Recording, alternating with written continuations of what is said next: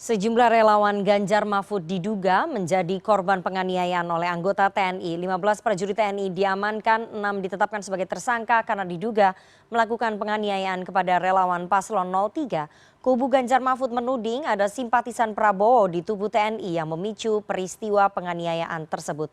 Sore ini kita akan membahasnya dengan Wakil Ketua Tim Hukum TPN Ganjar Mahfud, Roni Talapesi, Jubir TKN Prabowo Gibran Wihadi Wianto, dan pengamat militer Institute for Security and Strategic Studies, Khairul Fahmi. Selamat sore Bapak-Bapak. Sore. Selamat sore. Oke, saya mau ke Bang Roni terlebih dahulu ya.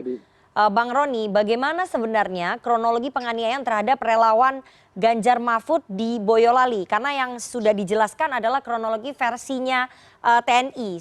Kita ingin dengar kronologi dari versinya Paslon 3 gimana?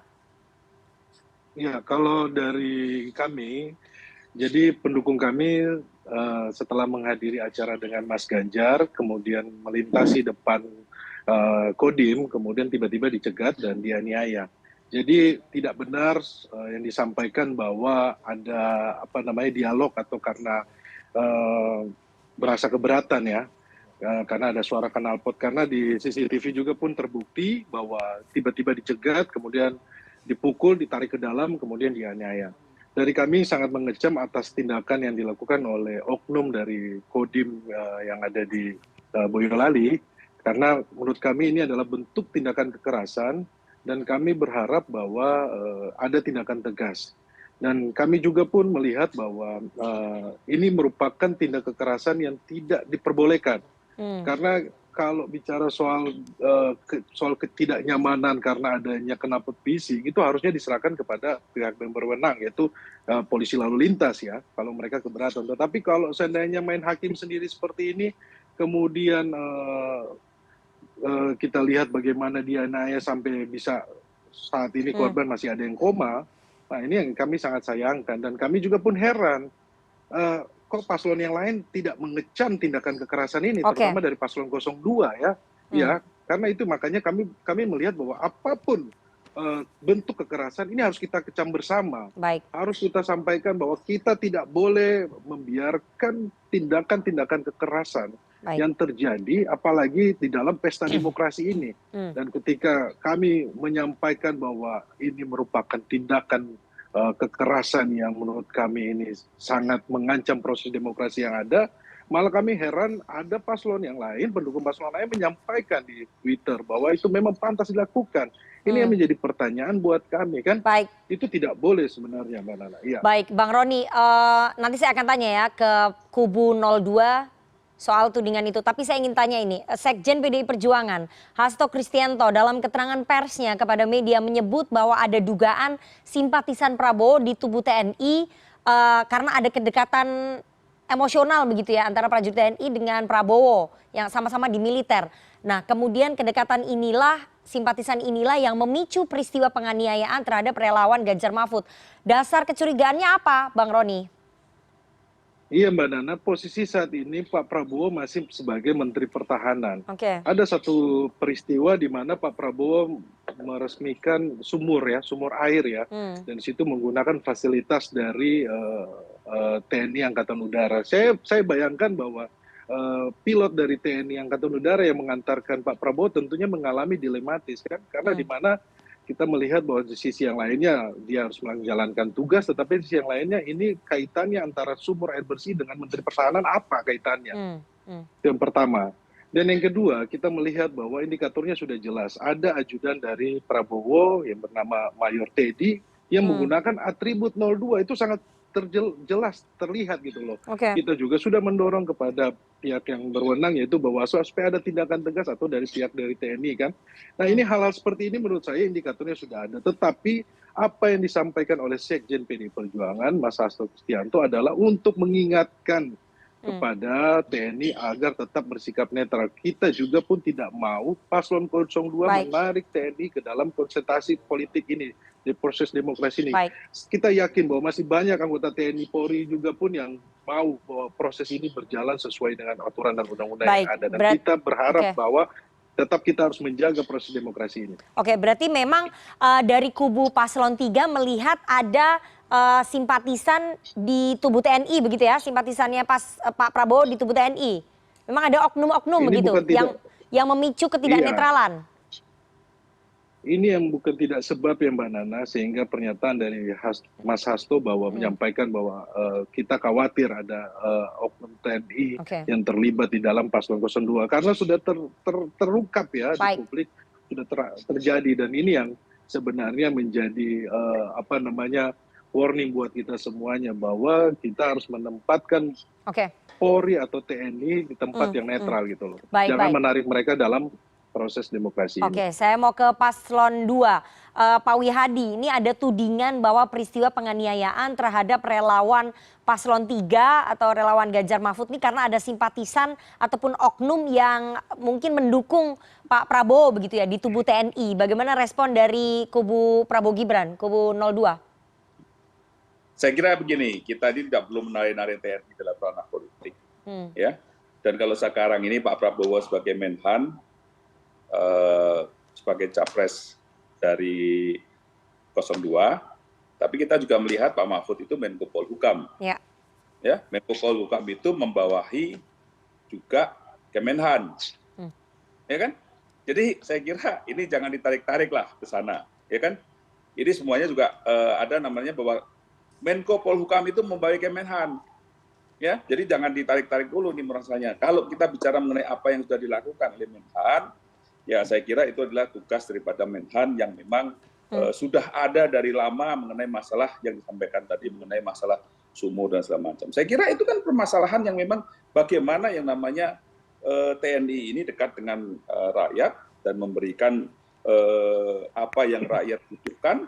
Dan sekarang ini kan tugasnya TNI juga. Jadi saya kira itu tidak ditarik-tarik, indikasi simpatisan dan segala macam. Tapi kalau kita lihat peristiwa di Boyolali, ya kan, itu kita mesti harus lihat juga TNI jangan ditarik-tarik dulu. Permasalahannya pemukulan itu. Kalau kita lihat, ya, jangan ditarik juga ke 02.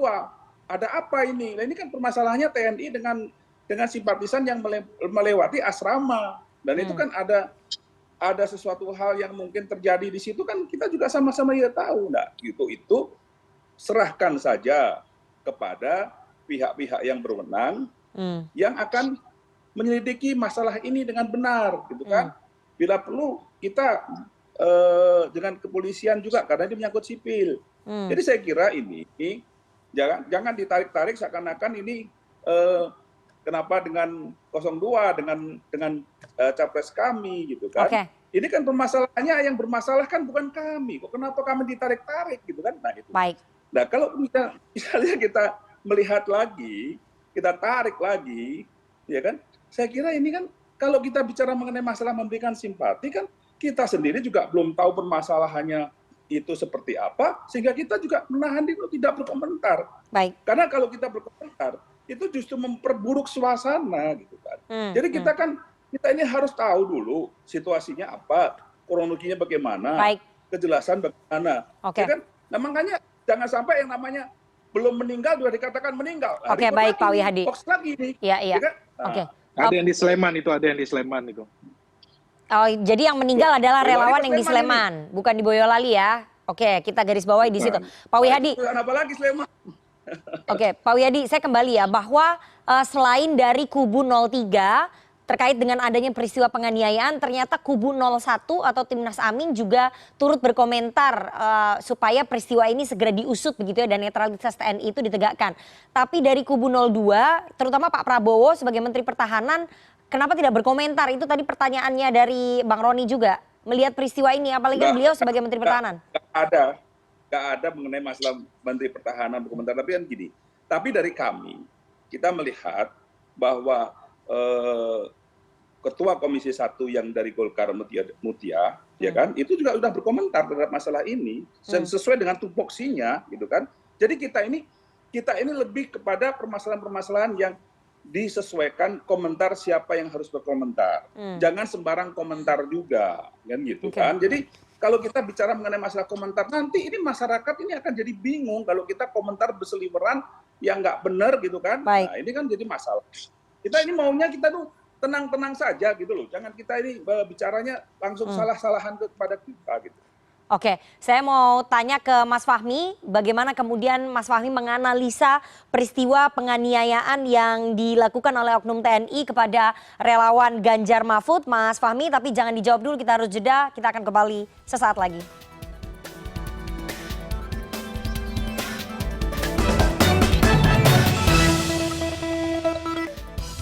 Terima kasih Anda masih bersama kami di CNN Indonesia Newsroom dan kita akan lanjutkan perbincangan kita dengan para narasumber. Tema dialog kita pada sore hari ini relawan Ganjar dianiaya oknum TNI. Apakah ada simpatisan dari paslon lain? Saya mau ke Mas Fahmi. Mas Fahmi, bagaimana kemudian Anda melihat peristiwa penganiayaan yang terjadi terhadap relawan Ganjar Mahfud yang diduga dilakukan oleh oknum TNI dan di situ ada tudingan simpatisannya Pak Prabowo di tubuh TNI. Ini sulit dibuktikan atau bisa dibuktikan atau gimana, Mas Fahmi? Ya, pertama saya mau komentar dulu bahwa kekerasan itu ya selalu mungkin terjadi ya, kekerasan yang seperti yang kita lihat di Boyolali kemarin ya selalu mungkin terjadi. Prajurit muda itu punya kecenderungan impulsif, emosinya masih meledak-ledak gitu ya. Nah, makanya dia perlu pembinaan pembinaan pengawasan dan keteladanan ya dari atasan, dari senior, dari lingkungan kedinasan maupun lingkungan pergaulannya. Baik. Karena itu ada potensi impulsif. Nah, jadi kalau kita lihat betul mereka memang mungkin bantahan Bang Roni tadi mungkin ya bahwa tidak ada perdebatan atau tidak ada dialog apapun sebelum pemukulan. Ya itu menunjukkan bahwa mereka benar-benar memang impulsif gitu ya, bereaksi cuma karena ada knalpot brong terus kemudian langsung main hakim sendiri lah begitu. Nah, hal inilah yang kemudian saya kira perlu diurus oleh Panglima TNI dan ini memang kan jadi PR Panglima TNI dari Pak Andika, Pak Yudo sampai sekarang kan itu selalu dijanjikan kan gitu. Okay. Soal menghentikan kekerasan. Tapi kalau soal apakah ini berkaitan dengan salah satu paslon di Pilpres? Ya ini yang menurut saya masih sangat spekulatif dan mungkin malah insinuatif begitu ya, karena jauh banget ya. Ini soal kecenderungan impulsif di kalangan prajurit aja, menurut saya begitu. Dan itu yang harus dilakukan penegakan hukum dengan tegas. Jadi ini adalah kecenderungan impulsif dari prajurit TNI begitu ya, tidak ada kaitannya dengan politik, tidak ada kaitannya dengan Pilpres begitu, Mas Fahmi, Anda menyimpulkannya begitu? Ya, dalam konteks kekerasan ini PR kita itu arogansi ya, pembawaan impulsif tadi ya, karakter impulsif tadi. Ini hal yang memang sudah jadi PR ya, tanpa ada Pilpres pun. Ya, itu kalau ada yang seperti itu sangat mungkin terjadi mereka main hakim sendiri. Nah, ini yang memang perlu diingatkan untuk tidak dilakukan. Bang Roni, jadi tudingan bahwa ada simpatisan di tubuh TNI bahwa peristiwa penganiayaan ini tidak berkaitan dengan politik itu tadi disampaikan oleh Mas Fahmi ya, terlalu insinuatif, terlalu tendensius tudingan itu. Ini bagaimana? Apakah memang dari paslon 3 merasa mulai ada ketidaknetralan di tubuhnya TNI? Ya, kita bicara soal Mayor Teddy ya, bahwa dalam debat beliau menggunakan Sebentar, Mayor Teddy ini maksudnya siapa? Ajudan dari Pak Prabowo. Itu anggota aktif TNI. Ya, di situ anggota aktif TNI itu terlihat jelas dan memakai seragam tim 02 ya. Itu kan sudah dijelaskan. Begini, Mbak Nana. Akar permasalahannya ini menurut saya karena Pak Prabowo ini masih aktif sebagai Menhan. Jadi kegiatan beliau sebagai Menhan itu aktivitasnya banyak sekali melibatkan anggota TNI aktif ya. Menurut saya ini menyulitkan anggota TNI karena terlibat dalam aktivitas Prabowo sebagai Menhan yang menurut saya sering juga pun bias ya dengan kapasitas sebagai capres. Nah tadi yang disampaikan oleh Mas Fahmi bahwa sebenarnya saya sepakat bahwa pimpinan itu harus memberikan contoh gitu loh. Sebagai Menhan juga harus memberikan contoh. Apa yang terjadi sekarang ini ya menurut saya karena paslon 02 tidak memberikan contoh dan juga tidak menegaskan dan tidak menyampaikan secara tegas gitu loh. Jadi menurut kami tidak menyalahkan TNI. Tetapi kami mengingatkan capres ya dari 02 agar tidak melibatkan TNI, sehingga TNI tidak menjadi dilematis atau menjadi serba salah. Oke, baik. Seperti itu, Mbak Nana. Oke, Pak Wihadi, ini mengingat posisinya Pak Prabowo sebagai Menteri Pertahanan, tadi himbauan dari paslon 3 begitu ya, supaya Pak Prabowo tidak mencampuri di internal TNI. Ini bagaimana menjamin tidak ada campur tangan ke internal TNI? Saya ngelihat Bu Fahmi ketawa-ketawa, saya juga ketawa. Karena sebenarnya TNI itu di bawah Panglima TNI, bukan di bawah Kemenhan gitu loh. Jadi sekarang ini yang namanya pimpinannya TNI itu Panglima TNI, bukan Kemenhan gitu loh. Ya kan? Jadi ini harus bisa memisahkan Kementerian Pertahanan dan Panglima TNI, dan TNI aktif itu di bawah Panglima TNI. Jadi saya kira aktivitasnya banyak melibatkan TNI aktif. Jadi sekarang begini, Kementerian Pertahanan itu tupoksinya adalah mempersiapkan sarana dan prasarana daripada TNI, itu kan salah satunya. Nah, saya kira itu adalah sesuatu hal yang kalau Pak Prabowo sebagai Menteri Pertahanan yang berkaitan dengan itu, dan ajudannya juga ajudan TNI aktif tentu, karena selama ini kan semuanya juga masih Menteri aktif. Ya kan, Pak Mahfud juga masih Menteri aktif. Coba kalau tanya, Pak Mahfud ajudannya nggak pakai atribut 03, Pak. Ya, sekarang kalau misalnya itu atribut atau itu kan atribut atau tidak. Sekarang atribut yang dipakai pun kan seringkali bahwa atribut itu kan bukan harus selalu 03 juga yang ini. Ini kan suasana saja masalahnya itu gitu kan.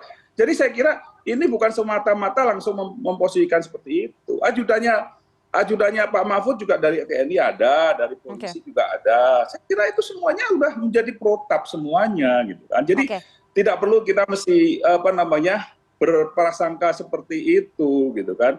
Ini dari tahun 2014, 2019 semua capres itu mempunyai SOP, semua ajudannya itu adalah dari TNI Polri gitu kan. Jadi saya kira ini adalah suatu hal yang mungkin tidak perlu kita permasalahkan. Baik. Jadi bisa dijamin ya soal netralitas itu. Tapi saya mau tanya ke Mas Fahmi. Mas Fahmi, singkat saja nih. Bagaimana kemudian TNI bisa memastikan netralitas anggotanya mengingat situasi politik semakin menghangat jelang pemungutan suara? Ini kan udah semakin nggak karuan nih. Ya. Netralitas, ya komitmen pasti sudah dilakukan ya.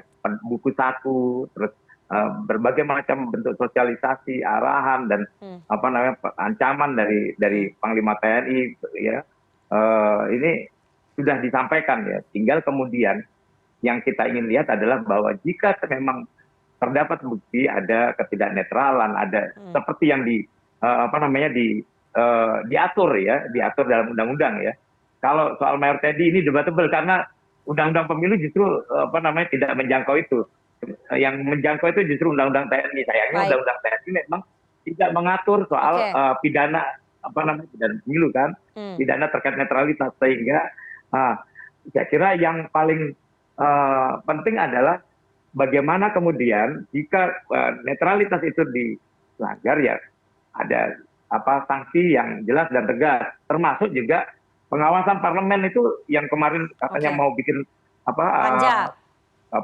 panja netralitas segala macam, itu difungsikan saja untuk memastikan supaya kita tidak ribut soal ini partisan pihak lain gitu kan. Baik. Jadi fungsi pengawasan di DPR juga harus dikencangkan begitu ya.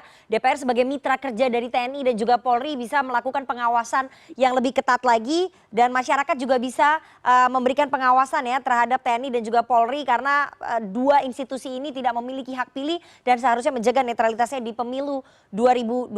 Semoga situasi politik sedikit menurun nih tensinya. Kita nanti lihat bagaimana perkembangannya ke depan. Terima kasih Bapak-bapak yang sudah bergabung di CNN Indonesia Newsroom pada sore hari ini. Sehat selalu. Oke. Terima kasih. Terima kasih, Pak Wiyadi. Salam, Pak Rudi. Salam.